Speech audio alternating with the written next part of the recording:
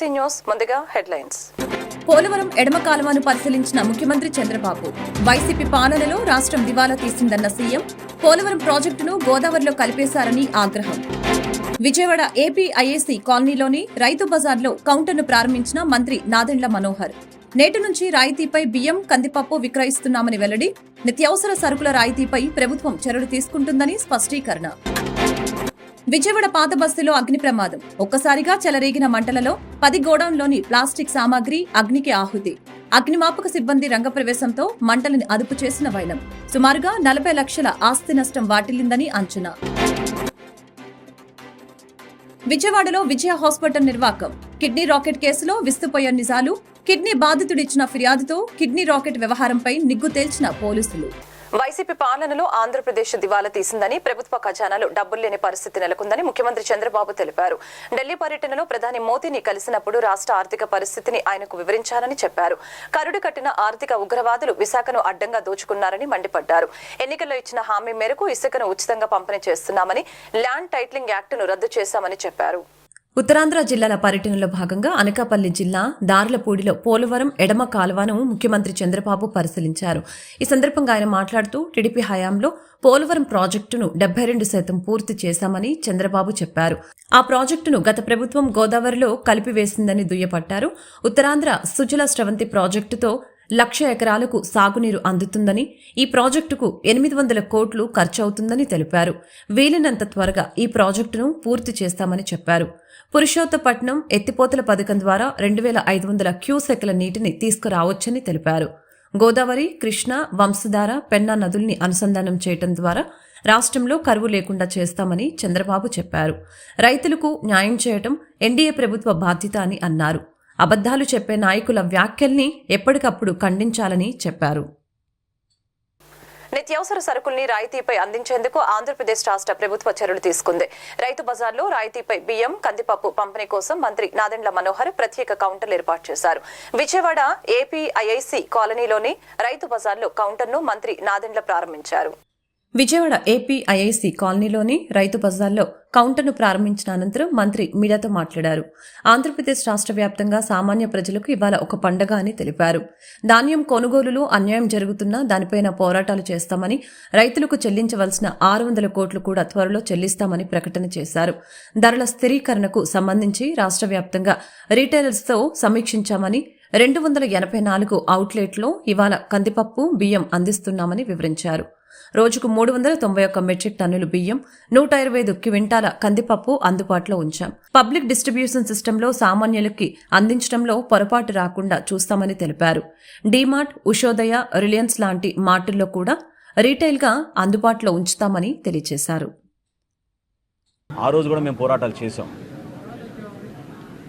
గిట్టుబాటు ధర, కనీస మద్దతు ధర అనే 2 అంశాలపైన రైతుకి ఎక్కడ అన్యాయం జరగకూడదని చెప్పి మా శాఖ నుంచి మేము గత ప్రభుత్వం సుమారు 36,000 కోట్ల రూపాయలు కార్పొరేషన్ ద్వారా రుణాలు తీసుకుని 1,650 కోట్లు బకాయిలు రైతులకు చెల్లించకుండా వెళ్ళిపోయింది.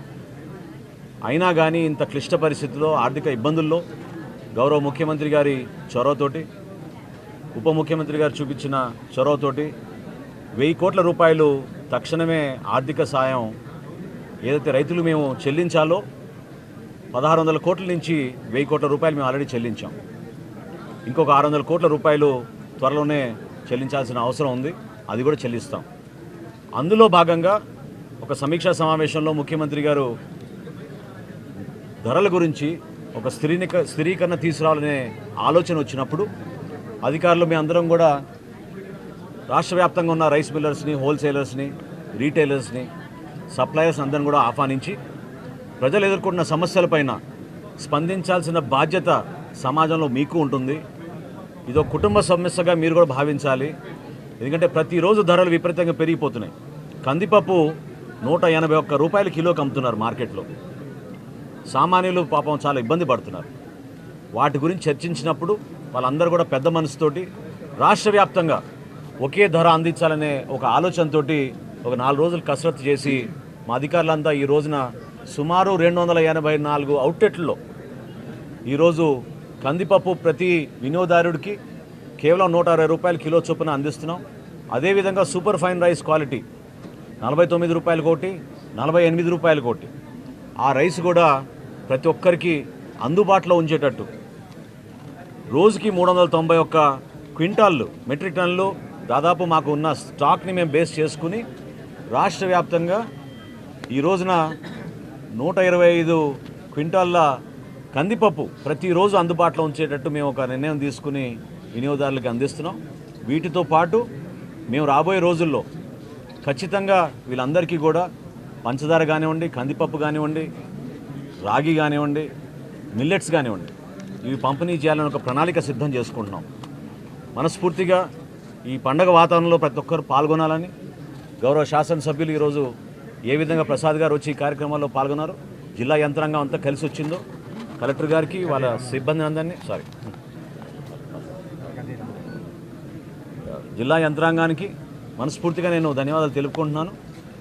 ఈ కార్యక్రమాల్లో పాల్గొనాల్సిన బాధ్యత మనకు ఎందుకు ఉందంటే, రైతు బజారుల్లో ఈ పంపిణీ చేస్తున్నప్పుడు మనందరం కూడా ప్రజాప్రతినిధులుగా ప్రజలకి అర్థమయ్యే విధంగా, తెలిసే విధంగా అందరూ కూడా ఈ సౌకర్యాన్ని ఉపయోగించుకునే విధంగా ముందుకు రావాలి.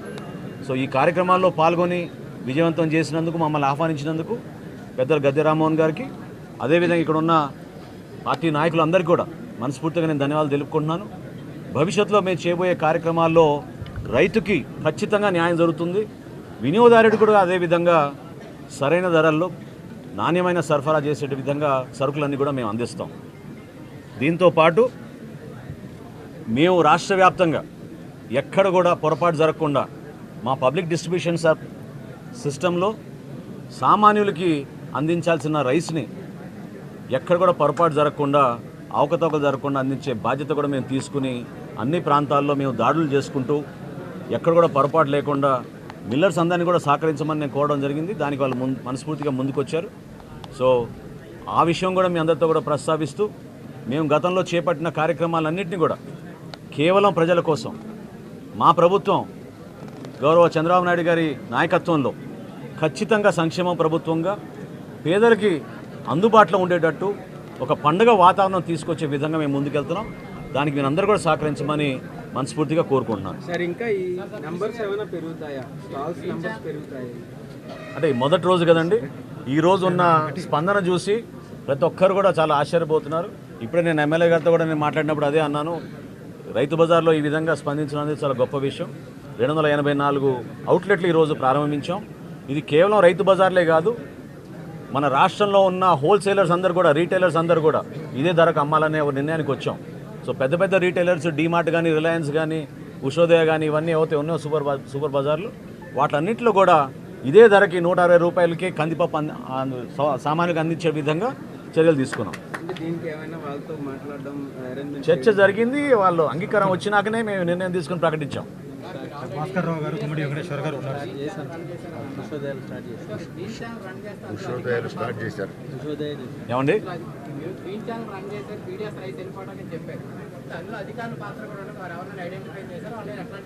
ఒక్క కాకినాడలోనే ఈరోజు రాష్ట్ర ఆర్థిక మంత్రిగా పయ్యావుల కేశవ్ బాధ్యతలు స్వీకరించారు. స్థానిక సంస్థలకు మొదటి విడతగా 15వ ఆర్థిక సంఘం నిధుల్ని 250 కోట్లు విడుదల చేస్తూ పయ్యావుల తన మొదటి సంతకం చేశారు. రాష్ట్రంలోని వివిధ స్థానిక సంస్థలకు మొదటి విడతగా 15వ ఆర్థిక సంఘం నిధులు 250 కోట్లను విడుదల చేస్తూ రాష్ట్ర ఆర్థిక, ప్రణాళిక, వాణిజ్య, శాసనసభ వ్యవహారాల శాఖ మంత్రి పయ్యావుల కేశవ్ తన మొదటి సంతకం చేశారు. ఈ మేరకు గురువారం రాష్ట్ర సచివాలయం 2వ భవనంలో వేద పండితుల ఆశీర్వచనాల మధ్య పూజా కార్యక్రమాల అనంతరం మంత్రిగా బాధ్యతలు స్వీకరించారు.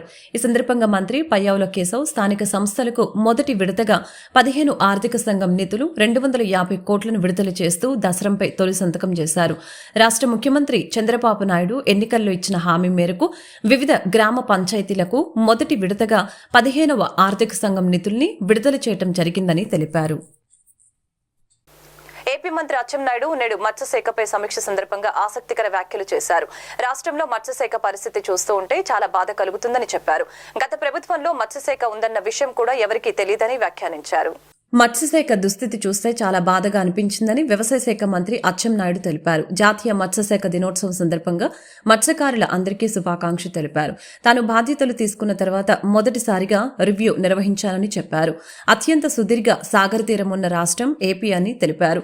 గత ప్రభుత్వ హయాంలో ఈ శాఖ ఉందా అనే విధంగా తయారు చేశారని మండిపడ్డారు. 4 హార్బర్లు ఉన్నాయని అందులో 2 పనిచేస్తున్నాయి, 2 పనిచేయటం లేదని తెలిపారు. హార్బర్లు ఎక్కువగా ఉంటే మత్స్య సంపద అభివృద్ధి చెందుతుంది తెలిపారు. హార్బర్స్ పూర్తిగా నిర్వీర్యం అయ్యాయని తెలియజేశారు. విజయవాడ పాత బస్తీలో అగ్ని ప్రమాదం చోటు చేసుకుంది. ఒక్కసారిగా చెలరేగిన మంటలు 10 గోదాంలోని ప్లాస్టిక్ సామాగ్రిని అగ్నికి ఆహుతి చేశాయి. స్థానికుల సమాచారంతో అగ్నిమాపక సిబ్బంది రంగప్రవేశం చేసి మంటల్ని అదుపు చేశారు. సుమారుగా 40 లక్షల ఆస్తి నష్టం వాటిల్లిందని అంచనా వేస్తున్నారు. పాత బస్తీలో నిన్న రాత్రి సుమారు 9 గంటల సమయంలో భారీ అగ్ని ప్రమాదం జరిగింది. ఒక్కసారిగా చెలరేగిన మంటలు 10 గోడౌన్లోని సామాగ్రిని అగ్నికి ఆహుతయ్యాయి. వివరాల్లోకి వెళ్తే స్థానిక భావనారాయణ వీధిలోని చిట్టూరి కాంప్లెక్స్ సమీపంలో ఉన్న విజయ్ కాంప్లెక్స్ 3వ అంతస్తులో సుమారు 10 గోడౌన్లు ఉన్నాయి. ఆ పరిసరాల్లో దుకాణాలకు సంబంధించిన యజమానులు ఈ భవనం పైన గోడౌన్లను నిర్వహిస్తున్నారు. బుధవారం రాత్రి ఆయా దుకాణాలకు చెందిన యజమానులు, సిబ్బంది గోడౌన్లోని సరుకును సర్దుకునేందుకు వచ్చారు. గోడౌన్లో ఏసీలు వేసుకుని వారి పనుల్లో వారున్నారు. ఆ క్రమంలో ఒక్కసారిగా ఏసీలోంచి మంటలు చెలరేగి గోడౌన్కు పాకాయి. అన్ని గోడౌన్లలో ప్లాస్టిక్ గిఫ్ట్ ఆర్టికల్స్, చిన్నారులు ఆడుకునే బొమ్మలు, గోడ గడియారాలు వంటి సామాగ్రి అధికంగా ఉంది. ప్లాస్టిక్ కావటంతో మంటలు వేగంగా పాకాయి. ఆయా ప్రభుత్వ శాఖలకు చెందిన సిబ్బంది అక్కడికి చేరుకున్నారు. 3 ఫైర్ ఇంజన్లతో అగ్నిమాపక శాఖ సిబ్బంది అక్కడకు చేరుకొని మంటల్ని అదుపు చేశాయి. అనంతరం సిబ్బంది మిగిలిన సామాగ్రిని బయటకు తీసుకువచ్చే ప్రయత్నం చేశారు. ప్రమాద సమాచారం తెలియగానే విద్యుత్ శాఖ సరఫరాను నిలిపివేసింది. 1 టౌన్ పోలీస్ స్టేషన్కు చెందిన సిబ్బంది అక్కడకు చేరుకొని పరిస్థితిని అదుపు చేశారు. విజయవాడలో సంచలనం సృష్టించిన కిడ్నీ రాకెట్ వ్యవహారంలో డొంక కదులుతోంది. బాధితుడు మధుబాబు ఇచ్చిన ఇన్ఫర్మేషన్ తో కిడ్నీ గ్యాంగ్ కోసం వేట మొదలైంది. కిడ్నీ రాకెట్ వ్యవహారంలో భాష, వెంకట్, సుబ్రహ్మణ్యం అనే ముగ్గురి పాత్ర ఉందని పోలీసులు తేల్చారు. విజయవాడలో విజయ హాస్పిటల్ చేసిన నిర్వాకం సంచలనం రేపింది. కిడ్నీ రాకెట్ తెలుగు రాష్ట్రాల్లో తీవ్ర కలకలం సృష్టించింది. కిడ్నీ ఇస్తే 30 లక్షలు ఇస్తామని ఆశ చూపి గుంటూరుకు చెందిన ఓ వ్యక్తిని ఓ ముఠా మోసం చేసింది. కిడ్నీ దందా వెనుకనున్న బ్రోకర్ల కోసం పోలీసులు గాలింపు చేపట్టారు. 4 బృందాలతో ఆపరేషన్ నిర్వహిస్తున్నారు. ఇప్పటికే కిడ్నీ రాకెట్ వ్యవహారంలో 5గురిపై కేసు నమోదైంది. బాధితుడి ఫిర్యాదులో పేర్కొన్న అంశాల ఆధారంగా దర్యాప్తు చేపట్టారు. మోసం చేసి కిడ్నీ మార్పిడి చేయటం, నకిలీ పత్రాలు సృష్టించడం లాంటి నేరపూరితమైన చర్యలపై పలు సెక్షన్ల కింద కేసు నమోదు చేశారు. కిడ్నీ రాకెట్ వ్యవహారంలో భాష, వెంకట్, సుబ్రహ్మణ్యం అనే ముగ్గురి పాత్ర ఉందని పోలీసులు తేల్చారు. అటు కిడ్నీ కోల్పోయిన మధుబాబుకు గుంటూరు జీజీహెచ్లో చికిత్స అందిస్తున్నారు. కృష్ణా జిల్లా ఉంగుటూరు మండలం పెద్ద ఔటపల్లి వద్ద జాతీయ రహదారిపై రోడ్డు ప్రమాదం జరిగింది. బైకుపై వెళ్తున్న ఇద్దరిని వెనక నుండి లారీ ఢీకొట్టడంతో బైక్పై వెళ్తున్న ఇద్దరు అక్కడికక్కడే మృతి చెందారు. మృతులు చింతలపూడి మండలం ఎర్రగుంటపల్లికి చెందిన వి శ్యామ్ కుమార్, వయసు 28 సంవత్సరాలు. మరొక మహిళ వివరాలు తెలియాల్సి ఉంది. శ్యామ్ కుమార్ పోలీస్ డిపార్ట్మెంట్ లో పనిచేస్తున్నట్లు ఐడి కార్డు ఉంది. మృతులు ఏలూరు నుంచి విజయవాడ వైపు వస్తూ ఉండగా ఈ ప్రమాదం చోటు చేసుకుంది. గత వైఎస్ఆర్ కాంగ్రెస్ పార్టీ హయాంలో రాష్ట్ర కార్పొరేషన్ నిధులు దుర్వినియోగం అయ్యాయని విజయవాడ ఎంపీ కేశినేని చిన్ని ఆరోపించారు. 2019-24 మధ్యలో జరిగిన రాష్ట్ర కార్పొరేషన్ నిధుల దుర్వినియోగంపై పూర్తిస్థాయి విచారణ జరిపి బాధ్యులపై చర్యలు తీసుకుంటామని స్పష్టం చేశారు. విజయవాడ భారతీనగర్లో 6వ రోడ్లో విజయవాడ ఎంపీ కేశినేని చిన్ని, తూర్పు నియోజకవర్గం ఎమ్మెల్యే గద్దె రామ్మోహన్ సీసీ రోడ్డుకు శంకుస్థాపన చేశారు. ఈ సందర్భంగా వారు మాట్లాడుతూ 2014 నుంచి 19 మధ్యలో చంద్రబాబు నాయుడు ప్రభుత్వంలో విజయవాడ రోడ్ల వ్యవస్థ ఎంత ఘనంగా పనిచేసిందో చూశామని చెప్పారు. అదేవిధంగా రాష్ట్ర నిధులు, కేంద్ర నిధులు మన రాష్ట్రానికి పూర్తి స్థాయిలో వినియోగించేలా మేమందరం కృషి చేస్తామని అన్నారు. 2019 నుంచి 24 మధ్యలో రాష్ట్ర కార్పొరేషన్ నిధులు దుర్వినియోగం జరిగిందని పూర్తిస్థాయి విచారణ జరిపి బాధ్యులపై చర్యలు తీసుకుంటామని తెలిపారు. రాష్ట్రంలో అన్ని ప్రాంతాల్లో తెలుగుదేశం పార్టీ చరిత్ర సృష్టించే విధంగా అన్ని వర్గాల వాసులు, పేద ప్రజలు పూర్తి స్థాయిలో మద్దతు ఇచ్చారని తెలిపారు. త్వరలో ఒక పెద్ద టెండర్ రాబోతుందని, నితిన్ గడ్కరీ పర్యవేక్షణలో మెడికల్ కాలేజీ, నిడమనూరు ఫ్లైఓవర్ పనులు మొదలు పెడతామని చెప్పారు. విజయవాడ నగర వాసులకు ట్రాఫిక్ కష్టాలు తగ్గించే విధంగా చంద్రబాబు ఆలోచనలు తగ్గట్లుగా ఫ్లైఓవర్ పనులు ప్రారంభిస్తామని అన్నారు. గత ప్రభుత్వం స్ట్రాంగ్ వాటర్, డ్రైనేజీ నిధులు దుర్వినియోగం చేశారు. పూర్తి స్థాయిలో విచారణ జరిపి స్ట్రాంగ్ వాటర్, డ్రైనేజీ పనులు ప్రారంభిస్తామని తెలిపారు. భారతీయ నగర్ 6వ నంబర్ రోడ్డు కార్పొరేటర్ రామచంద్రరావు గారు గజరామన్ గారు మున్సిపల్ కార్పొరేషన్ అధికారుల సహకారంతో శంకుస్థాపన చేయడం జరుగుతుంది. మనం చూసాం 2014 నుంచి 2019 వరకు విజయవాడ నగరపాలక సంస్థలో నిధులు మిగలాలని చంద్రబాబు నాయుడు గారు ఆ రోజు చేసిన కార్యక్రమాల వల్లే నిధులు బడ్జెట్ వచ్చింది. తప్పకుండా మనం 2014 నుంచి 2019 వరకు విజయవాడ నగరపాలక సంస్థ ఎంత బ్రహ్మాండంగా పనిచేసి ఎన్ని రోడ్లు వేసిందో మనందరం చూసాం. అదేవిధంగా మళ్ళీ ఇప్పుడు నిధులు లేని రాష్ట్రం అయినా కూడా కేంద్రం నిధులు వచ్చినట్టు కేంద్ర నిధులు కానీ అంతేకాకుండా వాళ్ళ కార్పొరేషన్ ద్వారా మనం భారీగా ఆదాయాన్ని రాబట్టుకునే విధాలుగా మేము అందరం కలిసికట్టుగా కూర్చొని ఆలోచిస్తాం. ఎందుకంటే 2019 నుంచి 2023 వరకు కార్పొరేషన్లో మొత్తం నిధులు దుర్వినియోగం జరిగింది. దాని మీద కూడా విచారం జరగాలి. అది కూడా మేము కోరుతున్నాం. తప్పకుండా విచారం చేపిస్తాం. ఆ కార్పొరేటర్లు అందరూ కూడా దాని మీద చేయాలని అందరూ కోరుతున్నారు. కాబట్టి మేము అందరం ప్రభుత్వానికి నిధులు దుర్వినియోగం కాకుండా, ఎందుకంటే ఈ ప్రాంతం ఆ ప్రాంతం అని కాదు, మేమందరం కూడా భారీ మెజారిటీతో ఎన్ని రోజుల నుంచి కొన్ని చరిత్రను సృష్టించాం. ఈసారి అన్ని ప్రాంతాల అభివృద్ధికి మేము కష్టపడి ఉన్నాం. తప్పకుండా అన్ని ప్రాంత వాసులు, అన్ని వర్గ వాసులు తెలుగుదేశానికి ఘన విజయం అందించారు. ఈ ఘన విజయంలో చంద్రబాబు నాయుడు గారు ఒకటే చెప్తున్నారు, మీరు ఎంత సేవ చేస్తే మనం అంత చేస్తాం. మనం పోరాటం చేసాం వారి కోసం.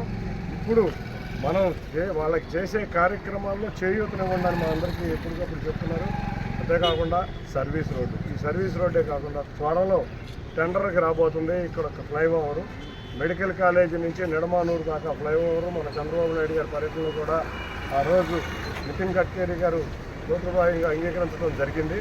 త్వరలో అన్ని ఫార్మాలిటీస్ పూర్తయ్యి ఆ ఫ్లైఓవర్ కూడా వచ్చి నగరవాసులకు ఉన్న ట్రాఫిక్ కష్టాలు, అంతేకాకుండా డ్రైనేజీ ఇవాళ మన స్ట్రాంగ్ వాటర్ డ్రైనేజ్ నిధులు కూడా దుర్వినియోగం జరిగిందంటే దుర్వినియోగం కాదు, వేరే డిపార్ట్మెంట్కి ట్రాన్స్ఫర్ అయింది. తప్పకుండా స్ట్రాంగ్ వాటర్ డ్రైనేజ్ నిధులు కూడా తీసుకొచ్చి ఇక్కడ కావాల్సిన విధంగా అర్బన్ హౌసింగ్ మినిస్ట్రీలో కూడా మనం తప్పకుండా కావాల్సిన నిధులు మంజూరు చేసే విధంగా నా వంతు కృషి అందరితో కలిసి, ముఖ్యంగా మా ఎమ్మెల్యే గారు గద్దె రామ్మోహన్ రావు గారితో కలిసి కృషి చేస్తానని మీ అందరికీ తెలియజేయడం జరిగింది. పర్యావరణాన్ని కాపాడటం మన బాధ్యత అని సెంట్రల్ ఎమ్మెల్యే బోండా ఉమ వ్యాఖ్యానించారు. ప్రతి ఇంటికి ఒక మొక్క ఉండాలి అనే ఉద్దేశంతో నేటి నుంచి మొక్కలు నాటే కార్యక్రమాన్ని చేపట్టామని తెలిపారు. కూటమి ప్రభుత్వ హయాంలో మరల నగరానికి పూర్వ వైభవం వస్తుందని స్పష్టం చేశారు. రాష్ట్ర వ్యాప్తంగా గ్రీనరీని పెద్దెత్తున అభివృద్ధిని చేసేందుకు ప్రభుత్వం శ్రీకారం చుట్టిందని సెంట్రల్ ఎమ్మెల్యే బోండా ఉమ తెలిపారు. గాంధీనగర్లో మొక్కలు నాటే కార్యక్రమంలో ఆయన పాల్గొని మొక్కలు నాటి వాటికి నీరు పోశారు. ఈ సందర్భంగా ఆయన మాట్లాడుతూ సెంట్రల్ నియోజకవర్గం వ్యాప్తంగా పెద్దెత్తున మొక్కలు నాటే కార్యక్రమం చేపడుతున్నామని తెలిపారు. స్వచ్ఛంద సంస్థలు, విద్యార్థుల చేత మొక్కలు నాటడం ఒక ఉద్యమంగా చేయాలని నిర్ణయించామని, పర్యావరణాన్ని కాపాడుకోవటం ప్రతి ఒక్కరి బాధ్యత అని గుర్తు చేశారు. స్వచ్ఛంద సంస్థలు, విద్యార్థుల చేత మొక్కలు నాటడం ఒక ఉద్యమంగా చేయాలని నిర్ణయించామని, పర్యావరణాన్ని కాపాడుకోవడం ప్రతి ఒక్కరి బాధ్యత అని ఆయన గుర్తు చేశారు. నేటి నుంచి ఇంటికి ఒక మొక్క కార్యక్రమంలో భాగంగా నేటి నుంచి ఈ కార్యక్రమాన్ని ప్రారంభించామని అన్నారు. కాలువలను పరిశుభ్రంగా ఉంచి పచ్చదనాన్ని పెంపొందిస్తామని వెల్లడించారు. విజయవాడ నగరానికి మరలా ముఖ్యమంత్రి చంద్రబాబు హయాంలో పూర్వ వైభవం వస్తుందని స్పష్టం చేశారు.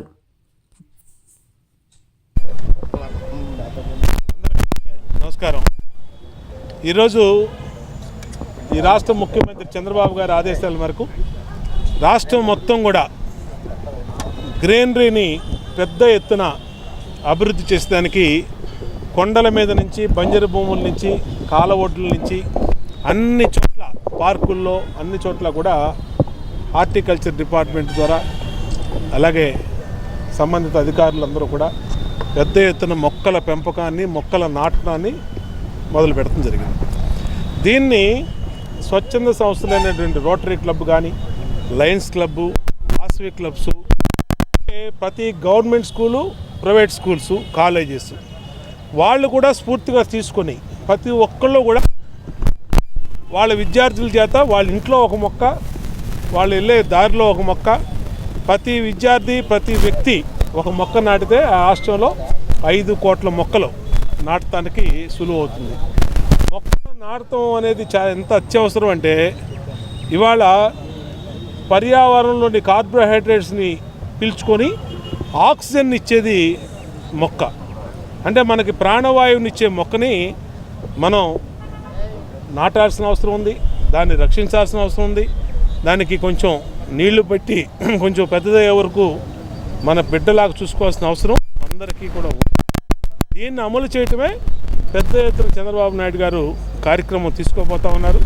రాష్ట్రం మొత్తం అమలు చేస్తారు. ఇవాళ విజయవాడ సెంట్రల్ నియోజకవర్గంలో మా కార్పొరేషన్ అధికారులు మరి మేము ప్రభుత్వ సంక్షేమ హాస్టళ్లలో ఉన్న సమస్యలన్నీ ప్రభుత్వం పరిష్కరించాలని ఏఏఎస్ఎఫ్ రాష్ట్ర అధ్యక్షులు జాన్సన్ బాబు కోరారు. గత ప్రభుత్వం అవలంబించిన విద్యా వ్యతిరేక విధానాల కారణంగా ఈ సమస్య వచ్చిందని తెలిపారు. ఈ ప్రభుత్వం సమస్యల్ని పరిష్కరించకుంటే ఆగస్టు 6 నుంచి అన్ని జిల్లాల కలెక్టరేట్ల వద్ద నిరసనకు దిగుతామని హెచ్చరించారు. ఈ నెల 8, 9, 10వ తేదీల్లో కాకినాడలో జరిగిన రాష్ట్ర స్థాయి విద్యా వైజ్ఞానిక శిక్షణ తరగతులు ఘనంగా నిర్వహించామని ఏఏఎస్ఎఫ్ రాష్ట్ర అధ్యక్షులు జాన్సన్ బాబు తెలిపారు. దాసరి భవన్లో ఈ మేరకు విలేకరుల సమావేశంలో ఆయన మాట్లాడారు. రాష్ట్ర వ్యాప్తంగా ఉన్న సమస్యలపై చర్చించడం జరిగిందని తెలిపారు. విద్యా వ్యవస్థలో ప్రధాన సమస్య సంక్షేమ వసతి గృహాల్లో వసతులు కరువయ్యాయని చెప్పారు. గత 5 ఏళ్లు అవలంబించిన విద్యా వ్యతిరేక విధానాల కారణంగా ఈ సమస్యలు వచ్చాయని వాపోయారు. ఇప్పుడు కొత్తగా వచ్చిన ప్రభుత్వమైనా ఈ సమస్యలపై పరిష్కారం చూపాలని కోరారు. శిథిలావస్థలో ఉన్న బిల్డింగ్లకు మరమ్మతులు చేయాలని వెల్లడించారు. సమస్యల పరిష్కారం కాకుంటే ఆగస్టు 6 నుంచి జిల్లాల కలెక్టరేట్ల వద్ద నిరసనకి దిగుతామని హెచ్చరించారు. నా పేరు వి జాన్సన్ బాబు, ఏఐఎస్ఎఫ్ రాష్ట్ర అధ్యక్షులు. మరి 3 రోజుల పాటు కాకినాడలో 8, 9, 10వ తారీఖు వరకు రాష్ట్ర స్థాయి విద్యా వైజ్ఞానిక రాజకీయ శిక్షణా తరగతులు ఘనంగా నిర్వహించుకోవడం జరిగింది. ఆ తరగతిలో రాష్ట్ర వ్యాప్తంగా ఉన్నటువంటి సమస్యలను చర్చించడం కూడా జరిగింది. తీర్మానాలు పెట్టుకోవడం జరిగింది. ప్రధానంగా ఈ రాష్ట్రంలో ఉన్నటువంటి బీసీ, ఎస్సీ, ఎస్టీ, మైనార్టీ సంక్షేమ వసతి గృహాల్లో విద్యార్థులకు మౌలిక సదుపాయాలు కరువయ్యాయి. దాదాపుగా 7 సంవత్సరాలుగా గత అధికారంలో ఉన్నటువంటి గతంలో జగన్మోహన్ రెడ్డి మరి అవలంబించినటువంటి ఏవైతే విద్యా వ్యతిరేక విధానాలు ఉన్నాయో వాటిలో ప్రధానంగా హాస్టల్స్కి సంబంధించి SC, ST, BC, minority hostels సంబంధించి మెస్ బిల్లులు విడుదల చేయాలి, కాస్మెటిక్ ఛార్జీలు విడుదల చేయాలి. మరి అదేవిధంగా ట్రంకు పెట్లు, దుప్పట్లు విద్యార్థులకు వెంటనే పంపిణీ చేయాలి. శిథిలా వ్యవస్థలో ఉన్నటువంటి భవనాలను మరమ్మతులు చేయించాలి. గతంలో నాడు నేడు పథకం కింద హాస్టల్స్ అన్నీ వర్తింపజేస్తామని చెప్పాడు. కానీ ఎక్కడా కూడా ఒక్క హాస్టల్ కూడా మరమ్మతులు చేయించలేదు. కాబట్టి ఇదే కొత్త ప్రభుత్వం మరి రావడం జరిగింది. వెంటనే ప్రభుత్వం చర్యలు చేపట్టాలని చెప్పేసి మేము ప్రధానంగా విజ్ఞప్తి చేస్తూ ఉన్నాం. అదేవిధంగా ఈ నెల 20వ తారీఖు నుండి ఈ హాస్టల్ సమస్యలపైన 30వ తారీఖు వరకు కూడా హాస్టల్ సందర్శిస్తున్నాం రాష్ట్ర వ్యాప్తంగా. మరి అదేవిధంగా హాస్టల్లో నిద్రిస్తున్నాం. విద్యార్థులతో ముఖాముఖి సమావేశాలు నిర్వహించుకుంటా ఉన్నాం. ఈ సమావేశాల్లో విద్యార్థులతో ముఖాముఖి అయిన తర్వాత ఆగస్టు 6వ తారీఖున 26 జిల్లాల కలెక్టరేట్ల దగ్గర మరి నిరసన కార్యక్రమానికి పిలుపునిస్తూ ఉన్నాం. అదేవిధంగా ఏదైతే గురుకులాల్లో సీట్లు సంబంధించి కూడా రాష్ట్ర వ్యాప్తంగా సీట్లు పెంచాలి. తర్వాత కస్తూర్బా స్కూల్స్, మోడల్ స్కూల్స్లో కూడా విద్యార్థులకు సీట్లు పెంచాలి. కస్తూర్బా స్కూల్స్లో 6వ క్లాస్ నుంచి 10వ తరగతి వరకు మొత్తంగా అక్కడే హాస్టల్, అక్కడే స్కూల్ ఉంటుంది. కాబట్టి కేవలం 200 మంది మాత్రమే అడ్మిషన్స్ చేసుకోవడానికి రాష్ట్ర వ్యాప్తంగా అవకాశం ఉంది. అట్లా కాకోకుండా కస్తూర్బా స్కూల్లో శాతం పెంచాలి, మోడల్ స్కూల్స్లో సెక్షన్స్ పెంచాలి. అదే మన ప్రధానంగా గురుకులాల్లో కూడా పెంచాలని చెప్పేసి కూడా దీంట్లో చేర్చుకోవడం జరిగింది. అదేవిధంగా ఇంజనీరింగ్ కళాశాలకు సంబంధించి కౌన్సిలింగ్ నిర్వహించబోతా ఉంది. ఆ కౌన్సిలింగ్ పూర్తిగా వెంటనే నిర్వహించాలి, ఫీజులు వెంటనే నిర్ధారణ చేయాలని చెప్పేసి కూడా ప్రధానంగా మేము విజ్ఞప్తి చేస్తూ ఉన్నాం. వీటన్నిటిపైన పూర్తి స్థాయిలో 6వ తారీఖున కలెక్టరేట్ల దగ్గర నిరసన కార్యక్రమాన్ని కూడా పిలుపునివ్వడం జరిగింది. విద్యార్థులంతా పాల్గొనాలి. కొత్తగా వచ్చిన ప్రభుత్వం వెంటనే వీటన్నిటిపైన స్పందించాలని కూడా మేము విజ్ఞప్తి చేస్తూ ఉన్నాం. ఎం సాయి కుమార్, ఏఐఎస్ఎఫ్ రాష్ట్ర కోశాధికారి. ఈ నెల ఏఐఎస్ఎఫ్ రాష్ట్ర వైజ్ఞానిక శిక్షణ తరగతులు కాకినాడలో 8, 9, 10 తారీఖుల్లో జరగడం జరిగింది. ఆ శిక్షణ తరగతులకు రాష్ట్ర వ్యాప్తంగా కూడా 250 మంది ప్రతినిధులు కూడా హాజరవ్వడం జరిగింది. సక్సెస్ఫుల్గా అక్కడ శిక్షణ తరగతులు కూడా నిర్వహించుకోవడం జరిగింది. అదే పద్ధతిలో రాష్ట్ర రోజున 10వ తారీఖున ఏఐఎస్ఎఫ్ రాష్ట్ర సమితి సమావేశాల్లో నిర్వహించుకొని రాష్ట్ర వ్యాప్తంగా ఉన్నటువంటి విద్యార్థుల యొక్క సమస్యలపైన చర్చించి ముఖ్యంగా ఆ నిర్ణయాలను కూడా తీసుకోవడం జరిగింది. ప్రధానమైనటువంటి డిమాండ్ ఏమంటే రాష్ట్ర వ్యాప్తంగా కూడా సాంఘిక సంక్షేమ హాస్టల్లో ఉన్నటువంటి సమస్యలు విద్యార్థినులు పడుతున్నటువంటి సమస్యలపైన చర్చించడం జరిగింది ఏఐఎస్ఎఫ్.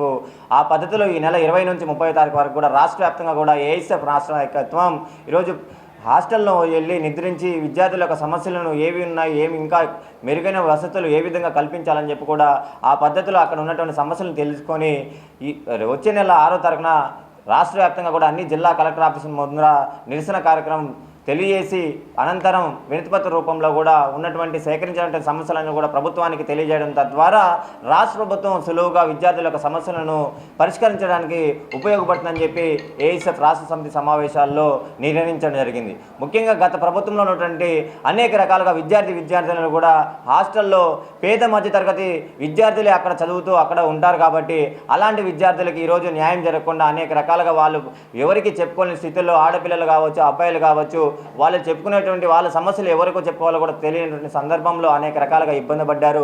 అక్కడ కనీసం ఉండడానికి ఒక శిథిల వ్యవస్థలో ఉన్నటువంటి బిల్డింగులు కూడా ఉన్నాయి, అయినప్పటికీ అక్కడే ఉంచుతున్నారు. కనీసం వాళ్ళకి మెరుగైన వసతులు లేవు, తాగడానికి మంచి నీళ్లు లేవు, అదే పద్ధతిలో భోజనాలు లేవు, అయినప్పటికీ ఎవరు పట్టించుకునే స్థితిలో లేదు.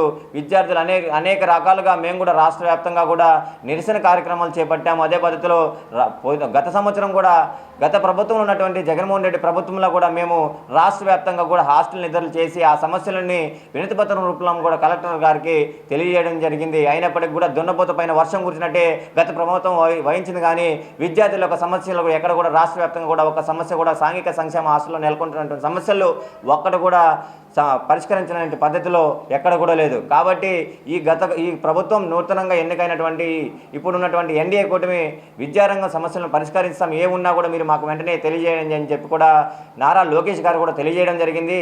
కాబట్టి మేము వెంటనే ఇలాంటి సమస్యలు ఏవైతే ఎక్కడెక్కడ ఉన్నాయో నెలకొంటున్న సమస్యలు విద్యార్థి యొక్క సమస్యలు రాష్ట్ర వ్యాప్తంగా ఉన్నటువంటి కూడా మేమందరూ కూడా వినతిపత్ర రూపంలో అన్ని తీసుకెళ్ళి కూడా నెక్స్ట్ మంత్ 6వ తారీఖున రాష్ట్ర వ్యాప్తంగా కూడా నిరసన కార్యక్రమం రూపంలో వినతిపత్రం తద్వారా వాళ్ళకి తెలియడం జరుగుతుంది.